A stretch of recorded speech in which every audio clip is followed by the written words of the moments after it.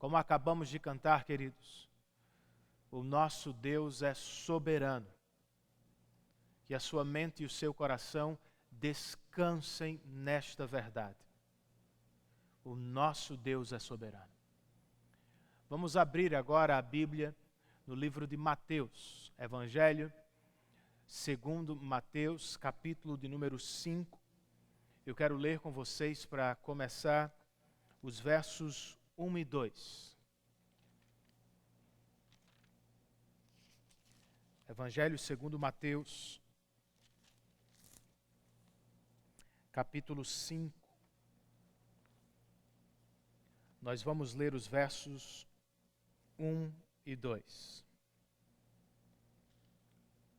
Como muitos de vocês, eu também estou morrendo de saudades do nosso culto público. Cultuar em casa e com a família é bom, mas cultuar com a igreja é incomparavelmente melhor. No entanto, eu tenho que dizer o seguinte: ao menos Kael lá em casa está amando os cultos online. Outro dia, ao término da transmissão, ele se virou para mim e disse: pai, parabéns por hoje. Você fez um bom trabalho na pregação.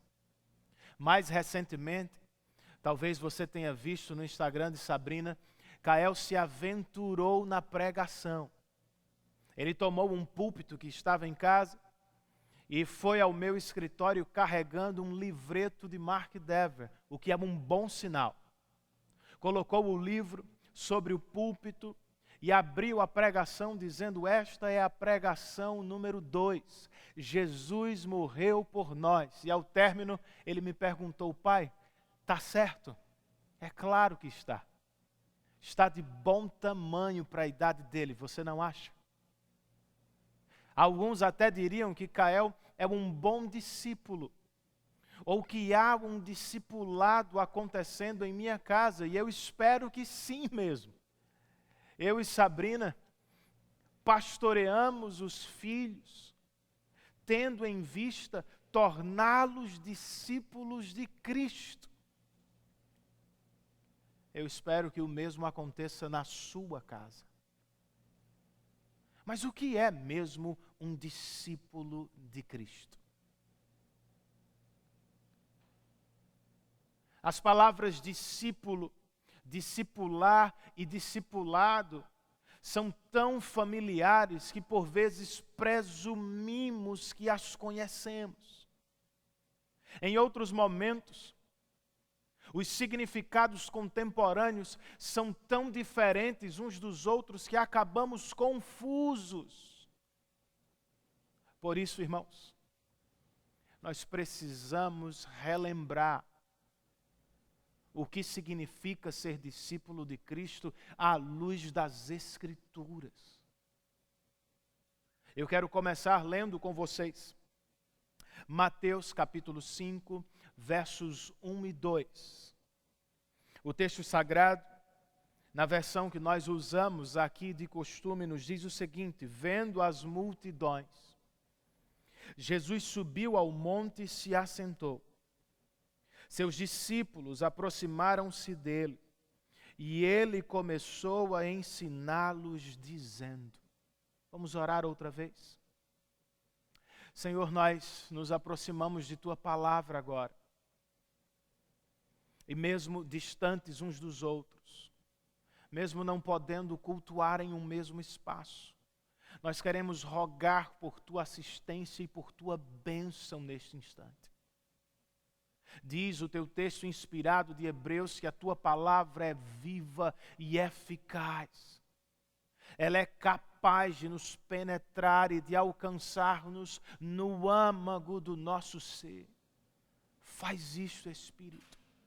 Toma a Tua palavra e lance-a nos nossos corações. Promova neste dia crescimento, encorajamento, que haja, ó Deus, novo nascimento por meio da Tua palavra e operação do Teu Espírito. Exorta-nos, ó Espírito, fala conosco, Nós precisamos ouvir a Tua voz. Oramos assim em nome de Jesus e para o louvor da glória dEle. Amém.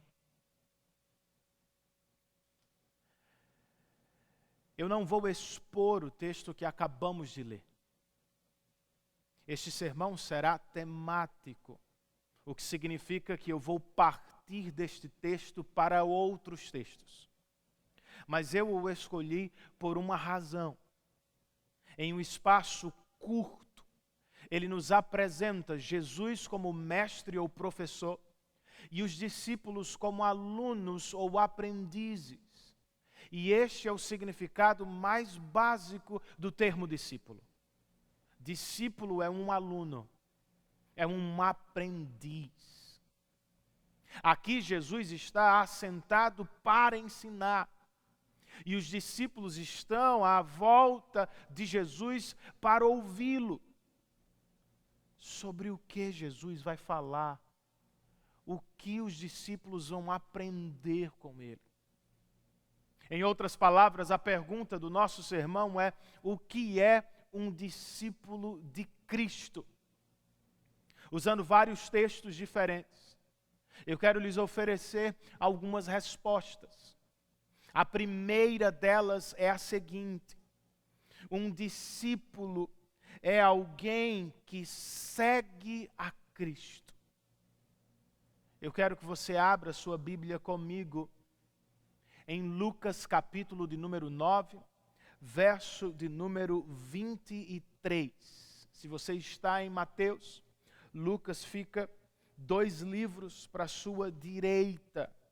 Nós vamos ler Lucas 9, verso 23, verso bastante conhecido, mas que pode nos ajudar a entender o significado e a importância do discípulo para Jesus. Antes, porém, me permitam dizer o seguinte: quando os discípulos ouviram o chamado de Jesus, sigam-me, eles atenderam prontamente, se puseram a segui-lo imediatamente. Era o que acontecia no primeiro século. Mestres tinham discípulos, rabinos tinham discípulos, e os discípulos não iam meramente a uma sala de aula. Eles acompanhavam os mestres para todos os lugares. É o que se deu aqui. Jesus chamou os discípulos e eles se tornaram imediatamente seus seguidores. Não aprenderam tudo de cara. Pouco a pouco foram aprendendo com o que ouviam, com o que viam e até com o que faziam na presença de Jesus. Mas eis que Jesus começou a falar de Jerusalém, irmãos. Tomou a estrada na direção da cidade santa e abriu a sua missão, ou começou a falar dela para os discípulos, dizendo que ele teria de chegar a Jerusalém e que lá ele sofreria, morreria e ressuscitaria. E é claro, alguns protestaram. Pedro foi o cabeça deles. Não, Senhor, Tu és o Messias prometido. Não podes morrer desta forma. O Senhor não vai sofrer nas mãos dos religiosos. Jesus deve ter chocado Pedro e os demais, quando se virou para eles e disse: Pedro, discípulos, eu não sou o único que vai sofrer. Se vocês quiserem mesmo ser meus discípulos, venham após mim. É o que temos neste texto. Lucas capítulo 9, verso 23. O texto registra: Jesus dizia a todos: se alguém quiser acompanhar-me, negue-se a si mesmo, tome diariamente a sua cruz e siga-me. Eis a vida do discípulo, meu irmão. O pastor Philip Ryken a definiu como a vida cruciforme. E Paulo, escrevendo aos Gálatas, parece chamá-la de a vida crucificada com Cristo. Seja como for, Eis o que significa ser discípulo. Eis o que significa seguir a Cristo. Seguir a Cristo, segundo Jesus, é negar-se a si mesmo. Não é negar algumas coisas a si mesmo, é negar-se a si mesmo. É deixar de se preocupar consigo mesmo. É tirar os olhos de si e colocá-los em Cristo e no seu reino. Seguir a Cristo, segundo este texto, não é apenas dizer não a si mesmo, é dizer sim à cruz.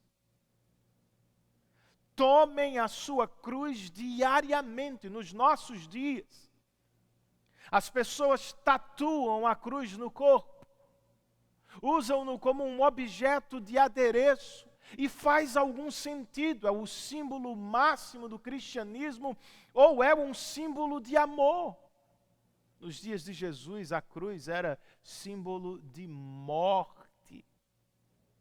Quando alguém deixava um vilarejo carregando a cruz, as pessoas sabiam, lá vai um homem que não vai mais voltar, ele está destinado à morte. Ser discípulo de Jesus é morrer em uma cruz. Às vezes entendemos isso de maneira errada. Falamos dos problemas como uma cruz, das doenças como uma cruz, de situações e pessoas complicadas como uma cruz. Não, irmãos. Como nos lembra nossa irmã tetraplégica, Joni Eareckson Tada, minha cruz não é a cadeira de rodas. Minha cruz é o lugar onde eu mato o pecado diariamente. Ser discípulo, então, é negar-se a si mesmo, é tomar uma cruz. E depois é seguir Jesus. Há cristãos que querem que Jesus os siga, não vai acontecer. Ele é o mestre, nós somos seus discípulos. Não somos nós quem apontamos o caminho para Ele, é o Senhor quem nos aponta o caminho. Nós fazemos o que Ele quer, vamos para onde Ele aponta. Ser um seguidor de Cristo, então, é negar a si mesmo, tomar o caminho da morte dos nossos pecados e é seguir a liderança de Cristo. Nestes termos, será que somos discípulos de verdade? Como verificamos, Renan? É fácil. Vamos responder a algumas perguntas com seriedade. Por exemplo, como gastamos o tempo e os recursos que recebemos de Deus como dádivas. Você poderia dizer que o estilo de vida que adotou revela ou reflete a vida crucificada do discípulo de Cristo? O que você faz com o tempo que lhe sobra depois do trabalho? Com o que você o gasta? Apenas consigo mesmo ou há espaço para conhecer e promover o conhecimento de Deus? O que estamos perseguindo neste mundo, cristãos? Por que estudamos tanto e trabalhamos tanto? O que queremos? Gravar nosso nome na história, ocupar um lugar de destaque? Ou será que nós estamos trabalhando e estudando para promover a sabedoria e o bem de Deus? Quem guia as nossas casas? Quem influencia os nossos filhos? É o mundo ou Cristo? Quando falamos Quais pensamentos refletimos, os nossos próprios ou os de Cristo?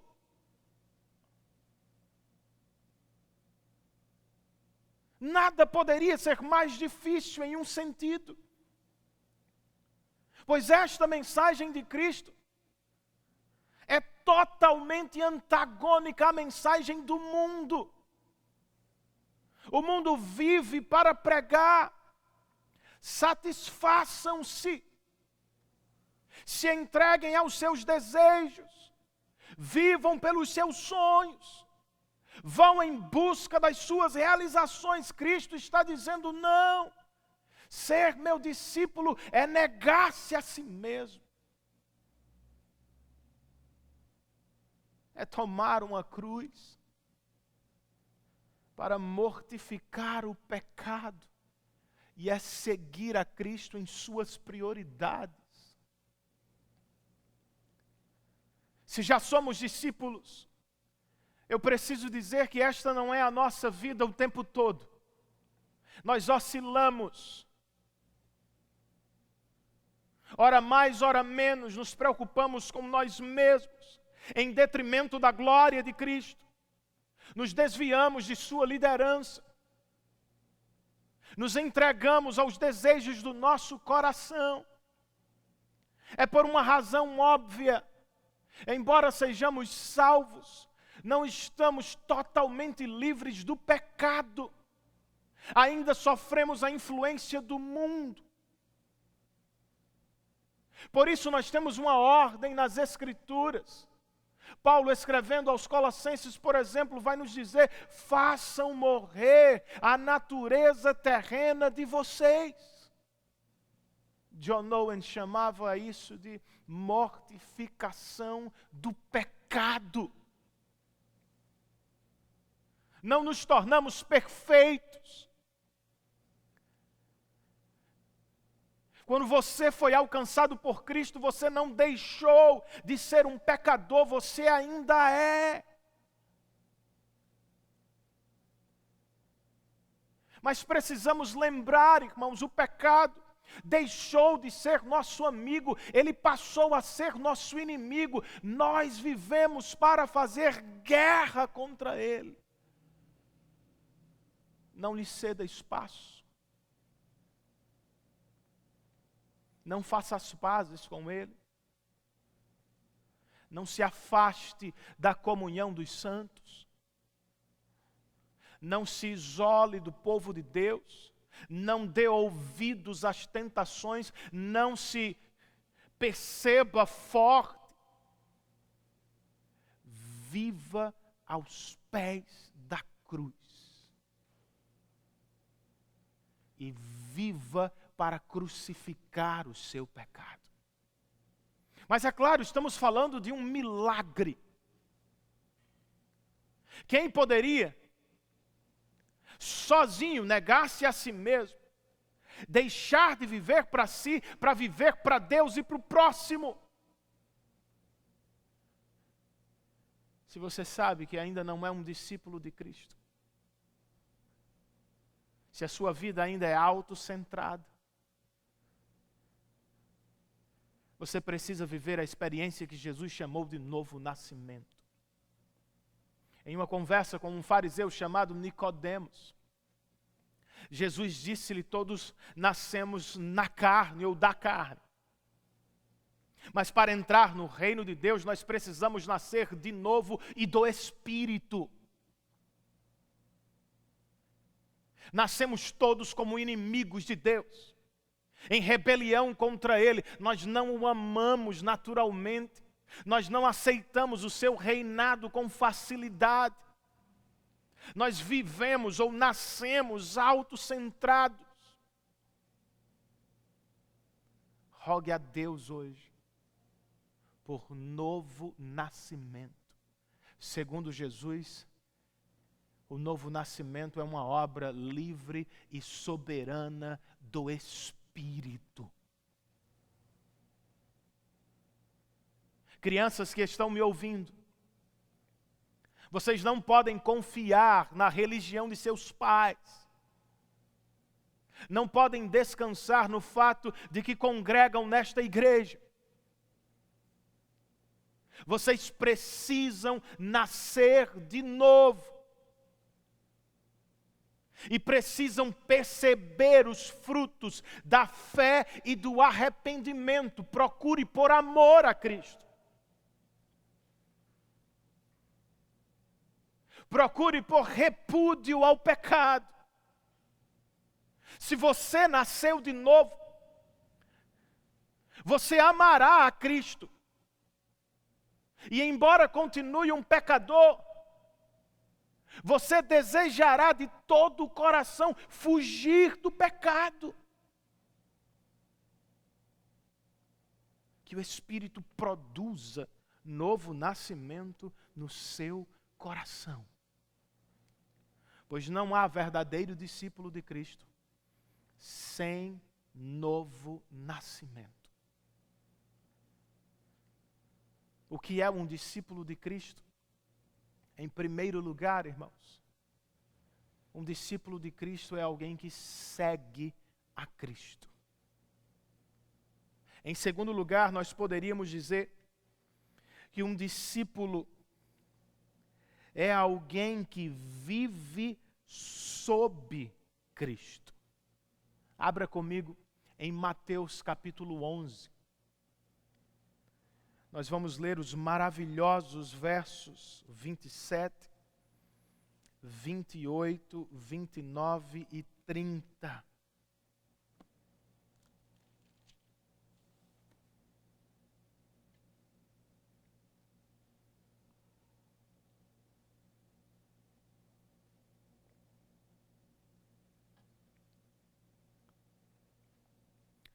Mateus capítulo 11, versos 27, 28, 29 e 30. Todas as coisas me foram entregues por meu Pai. Outra vez são palavras de Cristo. Ninguém conhece o Filho a não ser o Pai, e ninguém conhece o Pai a não ser o Filho, e aqueles a quem o Filho quiser revelar. Venham a mim, disse Jesus, todos os que estão cansados e sobrecarregados, e eu lhes darei descanso. Tomem sobre vocês o meu jugo e aprendam de mim, pois sou manso e humilde de coração, e vocês encontrarão descanso para as suas almas, pois o meu jugo é suave e o meu fardo é leve. Este texto merece a sua atenção e meditação ao longo deste dia. Há maravilhas de Deus aqui para você. Eu voltarei a algumas mais tarde, mas por agora, eu quero chamar a sua atenção para a fala de Jesus que abre o verso 29. Quando ele nos diz: tomem sobre vocês o meu jugo e aprendam de mim. Vocês se lembram o que é um jugo? Jugo é aquela peça de madeira que o fazendeiro usa para prender o boi à carroça ou ao arado. Naquele momento, o boi se torna servo de seu senhor. Está sob o jugo dele. Vai para onde o seu dono aponta, faz o que o seu dono ordena. Era o que acontecia no primeiro século com discípulos de mestres na Palestina. Ser discípulo, àquela época, era se submeter ao ensino de um mestre. Sim, o que Jesus nos oferece é incomparavelmente melhor. Ainda assim, Ele nos diz: vocês querem ser meus discípulos? Tomem o meu jugo e aprendam de mim. Em outras palavras, se submetam. Isso é bem importante nos nossos dias. Pois há muitas pessoas que estão enganadas. Elas querem desfrutar dos benefícios da salvação, mas não querem viver sob o senhorio de Cristo. Por assim dizer, querem cantar a Deus aos domingos, mas de segunda a sábado querem tocar a vida segundo suas preferências ou seus pensamentos. Nada poderia estar mais distante do significado de ser discípulo de Cristo. O Dr. John Stott nos diz que uma das primeiras declarações de fé dos cristãos do primeiro século foi: Jesus é Senhor. E ela tinha um sabor de perigo, pois o Império Romano forçava seus cidadãos a declararem: César é o Senhor. Os cristãos não podiam fazê-lo. Muitos perderam a vida porque não fizeram. E a razão era simples: eles já haviam se submetido a Cristo. De fato, eles já haviam se prostrado perante Cristo, já haviam declarado que só Ele era Senhor de suas vidas. Você já o fez? Cristo é Senhor da sua vida.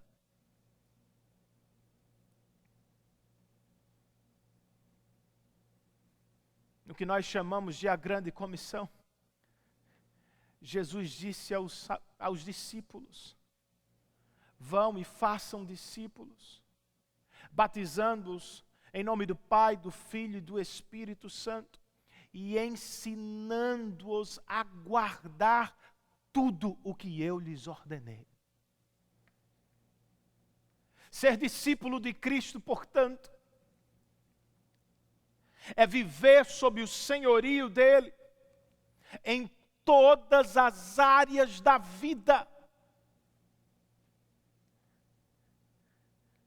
É por isso que em muitas cartas você vai encontrar coisas do tipo: nós trabalhamos como todas as outras pessoas, mas trabalhamos como que para o Senhor. Nós casamos como o resto do mundo, mas maridos amam suas esposas como o Senhor ama a igreja. Nós também temos filhos, mas nós não os criamos segundo o mundo, nós os criamos no Senhor. Toda a nossa vida deve ser vivida sob o senhorio de Cristo.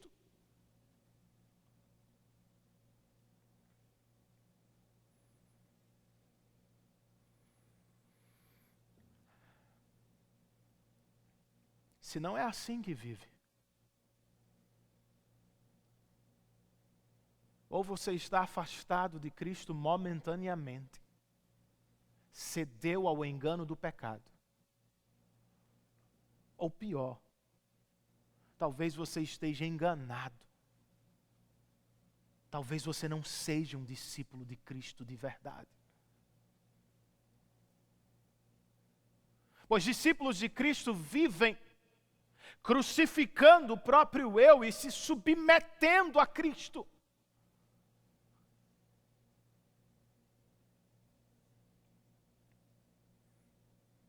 E outra vez, nós estamos falando de um milagre. Jesus fez estes convites a muitas pessoas. Nós estamos fazendo estes convites a muitas pessoas, através dos séculos, mas nem todo mundo atende. E talvez você diria: Renan, mas isto é o livre-arbítrio. Jesus diria: não, isto é escravidão ao pecado. Pessoas nascem sob a escravidão do pecado. Paulo diria: o Deus deste século cegou os olhos das pessoas. Elas estão impedidas de ver a glória de Deus. Elas estão presas em sua própria glória, em seus próprios pecados. Elas não podem.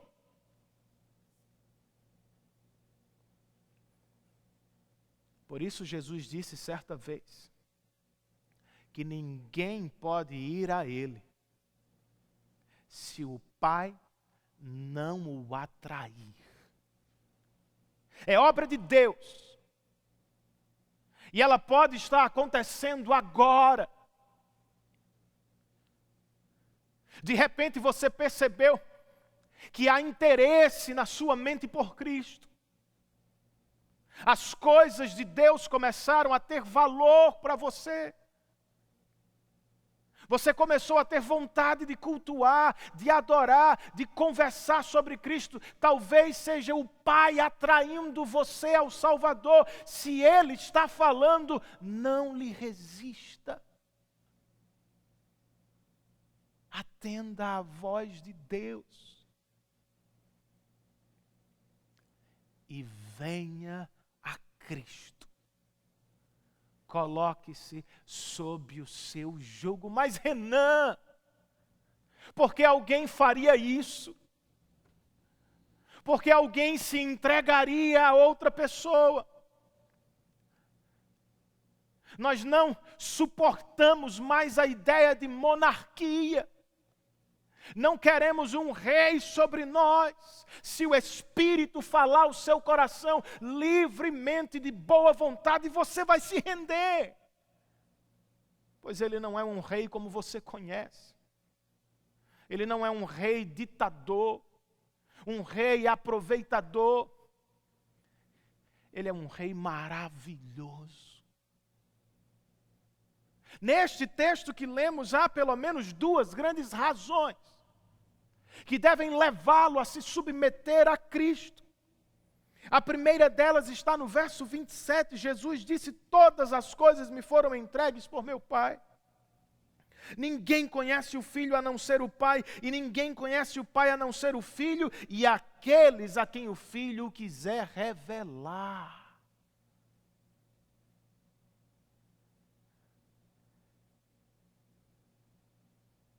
Se você realmente quer conhecer Jesus, você precisa levar a sério as falas exclusivistas dele. Ele não aceitaria a ideia de que muitos caminhos podem levar a Deus. Ou ele é um lunático, como diria C.S. Lewis, ou de fato ele é o Filho de Deus encarnado, pois ele está dizendo aqui: se você quer conhecer a Deus de verdade, você precisa de mim como professor, pois eu o revelo. Se submeta ao jugo dele. Faça-o também, porque só nele você encontrará descanso. Não é o que temos na sequência do texto? Venham a mim todos os que estão cansados e sobrecarregados, e eu lhes darei descanso. Tomem sobre vocês o meu jugo e aprendam de mim, pois eu sou manso e humilde de coração, e vocês encontrarão descanso para as suas almas, pois o meu jugo é suave e o meu fardo é leve.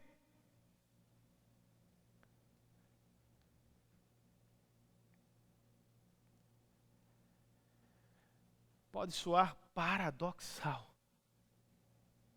mas se colocar sob o jugo de Jesus é encontrar descanso. Vou lhes explicar isto dentro do contexto e depois vou tentar fazer pontes para os nossos dias. Jesus está falando a pessoas que viviam em busca da autojustificação, da autossalvação. Os judeus viviam para obedecer à lei, em busca do favor de Deus. Na escola deles, nenhuma outra nota seria aceita a não ser nota máxima.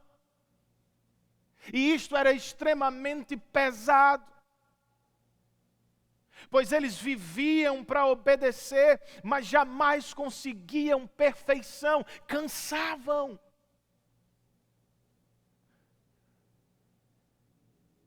Mas eis que chega Jesus e lhes diz: tomem o meu jugo e vocês terão descanso. Na escola de Deus, a nota máxima é a esperada. Mas eu a conquistei por vocês.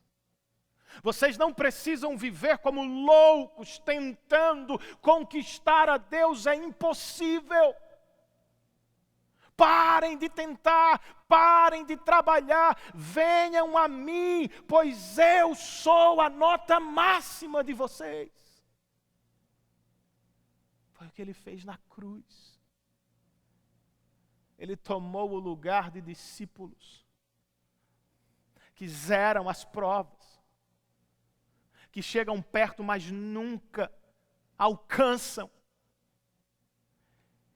E ele aprovou todos em seu sangue sacrificial. Transportando o que viviam os judeus para os nossos dias, todos nós vivemos algo semelhante. Talvez não estejamos em busca do favor de Deus, mas o homem que deposita no trabalho toda a sua esperança também está em busca de autojustificação. A mulher que olha para os relacionamentos e os deseja tão intensamente, dizendo: sem eles eu não poderia ser feliz, também está buscando por autossalvação.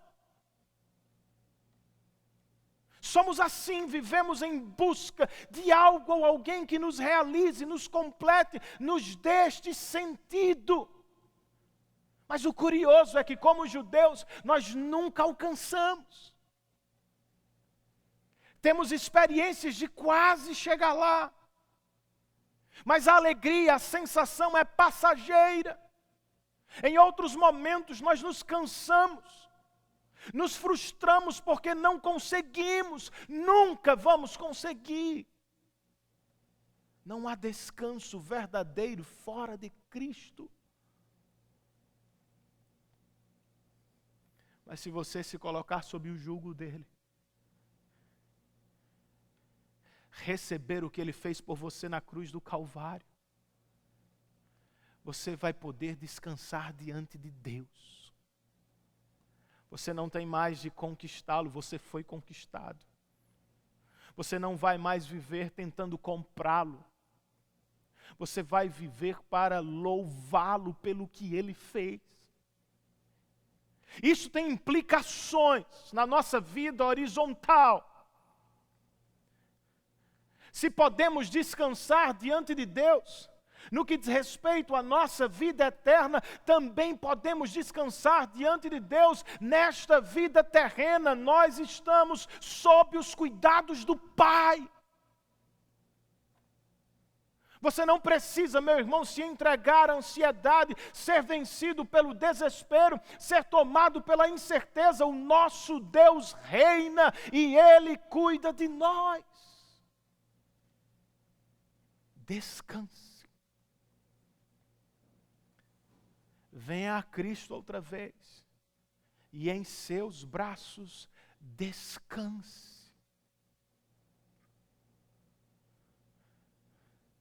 Ele cuidou do que era mais importante, sua salvação eterna. Ele não vai abandoná-lo agora. Ele vai cuidar de cada uma das nossas necessidades como prometeu.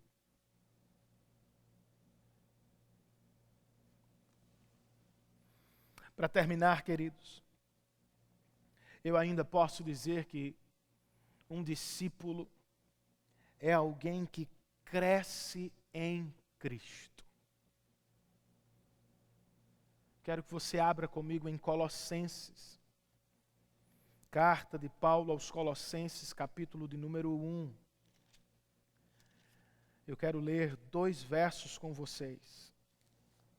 Os versos de número 28 e 29. Enquanto você procura Colossenses, capítulo 1, versos 28 e 29, me permitam apresentá-los a uma curiosidade. O substantivo, ou o termo, discípulo, desaparece da Bíblia em Atos. Em outras palavras, ele aparece nos 5 primeiros livros do Novo Testamento, mas está ausente em todos os outros que vêm depois de Atos. Não é curioso? Será que os discípulos desobedeceram a ordem de seu mestre? Vão e façam discípulos? Claro que não, irmãos. Será que os apóstolos inventaram um novo programa para a igreja? É óbvio que não. Eles seguiram fazendo discípulos. E se não encontramos mais o substantivo, não nos falta amostras do verbo discipular, ensinar. É o que temos nos versos 28 e 29 de Colossenses 1. O texto nos diz: nós o proclamamos Cristo, advertindo e ensinando a cada um com toda sabedoria, para que apresentemos todo o homem perfeito em Cristo. Para isso eu me esforço, lutando conforme a sua força que atua poderosamente em mim. Nós vamos olhar para os 2 versos. Mas para começar, volte para o final do verso 28. Por que que Paulo faz o que faz? Por que que ele prega, ensina, adverte? Qual é o seu objetivo? Seu objetivo é apresentar todo o homem perfeito em Cristo. Este perfeito não significa tanto perfeição como conhecemos, mas significa muito mais maturidade em Cristo, crescimento em Cristo. Para Paulo, esta é a vida do cristão. Ao nascer de novo por obra do Espírito, ao depositar fé em Cristo, tudo o que lhe resta na vida é crescer neste Cristo. Crescer no relacionamento com Deus por meio de Cristo. E crescer no relacionamento com o próximo e com o mundo por causa de Cristo. Vida cristã. Mas você poderia perguntar, Renan, como é que alguém cresce em Cristo? A parte A do verso 28, irmãos. Nós proclamamos Cristo, advertindo e ensinando a cada um com toda a sabedoria, para que apresentemos todo o homem perfeito em Cristo. Como é que alguém cresce em Cristo? Ouvindo Cristo, lendo Cristo, aprendendo Cristo.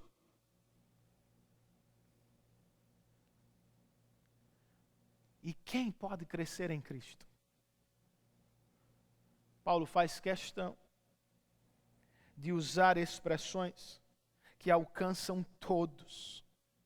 Nós o proclamamos, advertindo e ensinando a cada um com toda a sabedoria, para que apresentemos todo o homem perfeito em Cristo. Estudiosos vão dizer que aqui Paulo está combatendo a heresia de Colossos. Não podemos precisá-la, mas podemos dizer que, no mínimo, pregadores estavam dividindo a igreja, dizendo que havia os cristãos comuns, que receberam a Cristo pela fé, e os cristãos especiais ou perfeitos, que viviam num plano superior, eram melhores do que os demais. Paulo diz: não. O que Cristo dá a este, Cristo dá a todos. Todos podem crescer em Cristo. Para isso, verso 29, Paulo escreve: eu me esforço, lutando conforme a sua força, que atua poderosamente em mim. Sim, eu faço segundo a força dele, mas eu me esforço, eu luto pelo crescimento dos meus irmãos. Dois verbos que falam, irmãos, de trabalho duro. Esforço vem do contexto agrícola. Lutar vem do contexto dos esportes. Paulo está dizendo: eu dependo da força dele, mas eu faço o que está ao meu alcance. Eu quero ver o crescimento dos meus irmãos.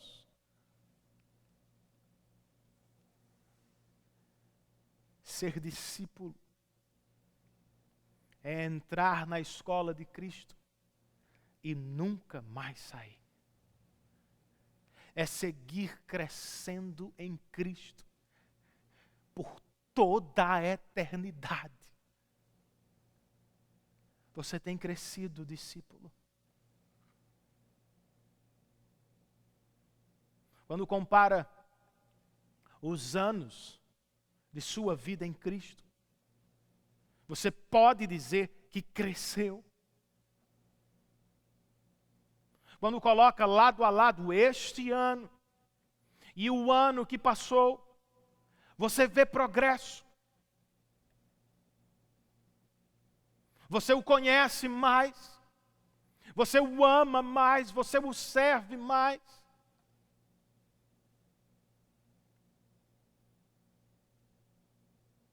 Se somos verdadeiros discípulos de Cristo, nós precisamos seguir crescendo.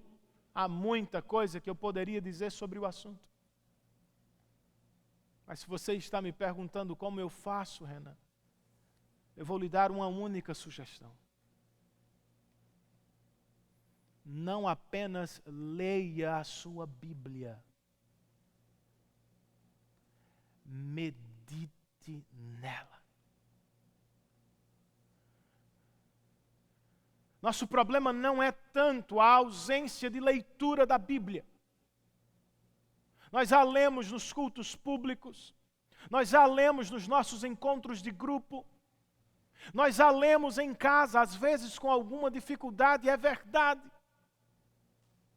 Nosso problema não é tanto a leitura da palavra, o nosso problema é a ausência de meditação. Por vezes lemos a Bíblia como se estivéssemos lendo um jornal, ou a folheamos como se estivéssemos folheando uma revista. Não podemos fazê-lo, irmãos.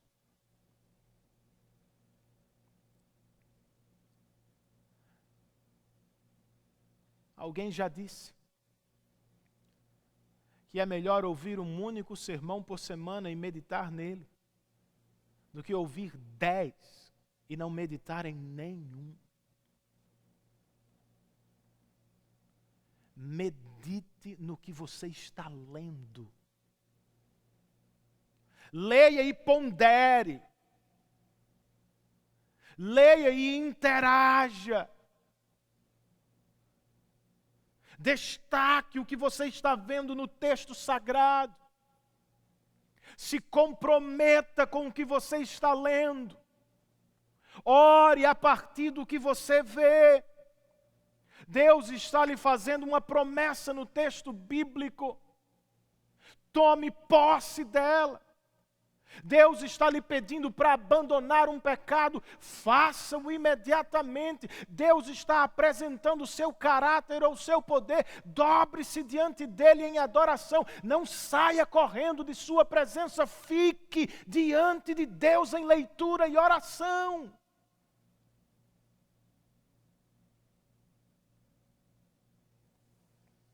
Pode parecer simples, mas é assim que servos de Deus cresceram ao longo dos anos, irmãos. Não apenas leia a sua Bíblia, medite nela. E depois,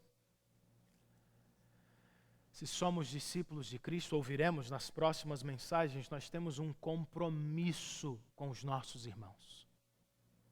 De alguma maneira nós precisamos fazê-los crescer ou avançar em Cristo também.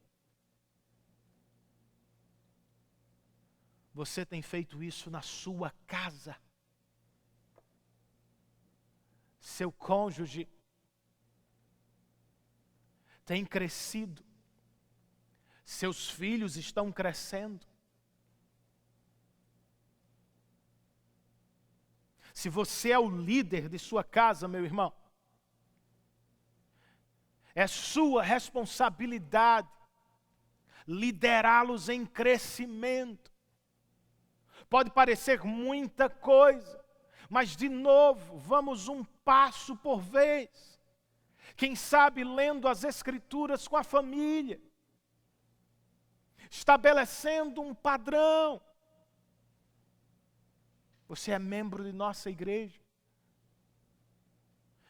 É parte de um pequeno grupo, de um ministério, de um grupo de comunhão. O que você tem feito para fazer os seus irmãos crescer? Ah, Renan, parece algo tão distante. Perceba alguém que está próximo. Veja quem está dando os primeiros passos, ensine-lhe coisas básicas, do tipo conhecer a Bíblia, orar a Deus, estabelecer uma vida de devocional diante do Senhor.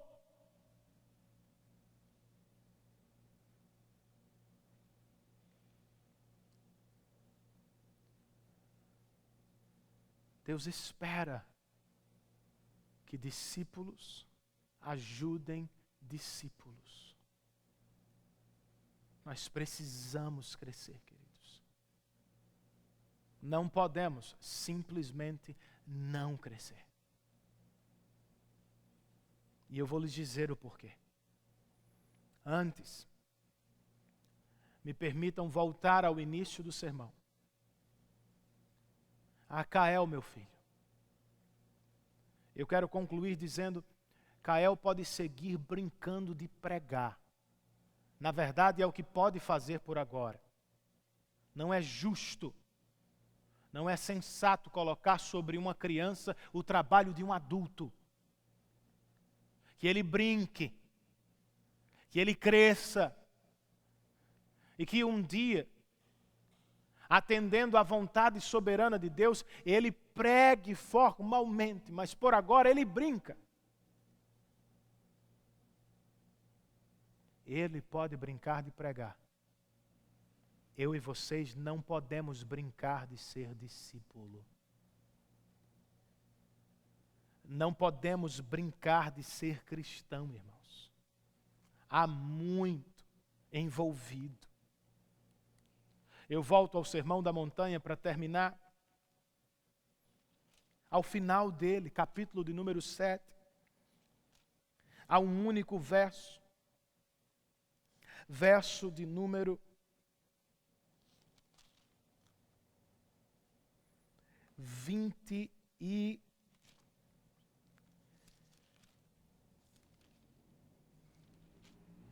Verso de número 21. Palavras de Jesus ao final do Sermão da Montanha: nem todo aquele que me diz Senhor, Senhor, entrará no reino dos céus, mas apenas aquele que faz a vontade de meu Pai. Irmãos, isto é sério. É de perturbar a cabeça do sujeito. E como eu gostaria que alguns ficassem perturbados para a salvação. Pois o que Jesus está dizendo é que algumas pessoas estão enganadas e que por isso pagarão por toda a eternidade no inferno. Não basta declarar da boca para fora: eu conheço a Cristo, eu sou cristão, Senhor, Senhor, como Ele é maravilhoso. Jesus disse que um discípulo é conhecido pela obediência.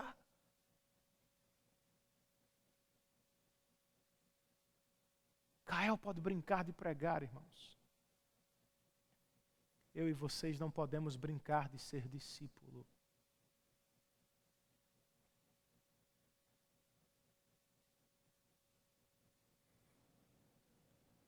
Acerte-se com Deus hoje. Corra para Cristo pela primeira ou pela milésima vez. Pela fé, o abrace, o tome por seu Salvador. Pois Ele morreu na cruz para salvar desobedientes. Discípulos que fracassam ao longo do caminho, discípulos que se afastam, discípulos que um dia eram mortos em seus pecados e delitos. Portanto, não deixe para amanhã o que você pode fazer hoje. Acerte-se com Deus em Cristo e retome o caminho do verdadeiro discípulo. Volte a seguir a Cristo, a viver uma vida submissa a Ele. Volte a crescer em Cristo, para o seu bem eterno e para o bem das pessoas com quem você vive. Quer fazer isso agora? Curve a sua cabeça onde você está. Feche os seus olhos. Faça uma oração. Se quiser, pense um pouco no que você ouviu. A que altura você está na caminhada? Está forte ou fraco? Sozinho ou tem ajuda? Tem alguém para ajudar? Pense sobre o que você ouviu. E ore ao Senhor onde você está. Faça isso agora.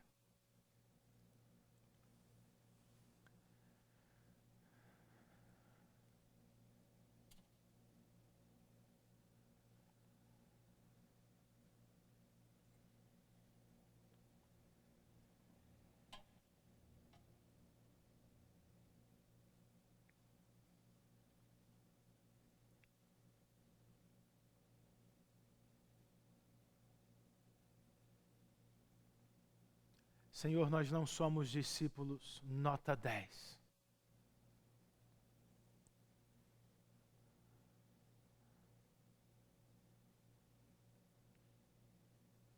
Às vezes achamos que chegamos perto e nos gabamos disso.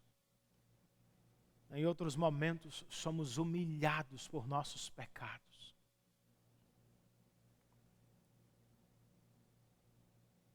Mas nós queremos te louvar neste dia. Teu Filho amado é a nossa nota 10. Ele passou por nós na tua prova. Ele foi aprovado no nosso lugar. O sangue dele cobriu a multidão dos nossos pecados. A justiça dele foi maior do que a nossa injustiça. O sacrifício dele foi suficiente para nos arrancar do domínio e da condenação do pecado. Por isso, a Cristo e somente a Ele nós damos glória neste dia. Em gratidão, por amor, nós queremos viver uma vida que glorifica a Cristo. Queremos negar a nós mesmos, queremos tomar a tua cruz, nós queremos te seguir para onde o Senhor nos enviar. Senhor, ajuda-nos. Espírito Santo, convence-nos. Dobra-nos. Que de bom grado, com alegria, nós nos coloquemos sob o jugo do Salvador, sabendo que Ele é leve, suave, maravilhoso. Ajuda-nos a crescer em Cristo, Senhor. Não queremos estar enganados. A eternidade está em jogo. Por isso, Espírito, nós te rogamos, perturba-nos. Se for necessário para nossa salvação e santificação. Não nos permita dar as mãos ao pecado. Não nos permita seguir a vida cristã em mediocridade. Não nos permita ser cristãos apenas nominais, de banco, frequentadores, mas não discípulos.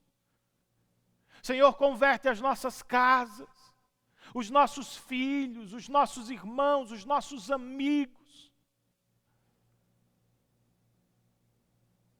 Daqui por obra do Teu Espírito, nós nos dobremos diante de Cristo. Por favor, Senhor.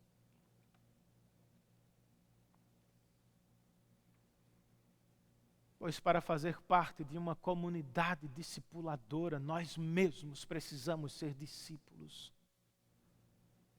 E é o que nós te pedimos hoje. Em nome de Jesus e para o louvor da glória dEle. Amém. Recebamos a bênção do Senhor, irmãos. Que o amor de Deus, nosso bendito Pai Celestial, que a maravilhosa graça de Jesus Cristo, nosso Salvador e Senhor, que a comunhão, a presença, o cuidado e o poder do Santo Espírito de Deus estejam sobre todos nós, bem como sobre todos os nossos irmãos espalhados pela face da terra, desde agora e para todos sempre. Amém. Não se esqueça de consultar o vídeo. Você tem na descrição dele um resumo do que você ouviu, perguntas para sua reflexão. Estenda os efeitos do sermão para sua casa, seus amigos, seus irmãos em Cristo. E aproveite o dia para crescer em Cristo e para ajudar alguém a fazê-lo com você. Que Deus os abençoe. Tenhamos todos uma ótima semana cheia de fé e esperança no Senhor.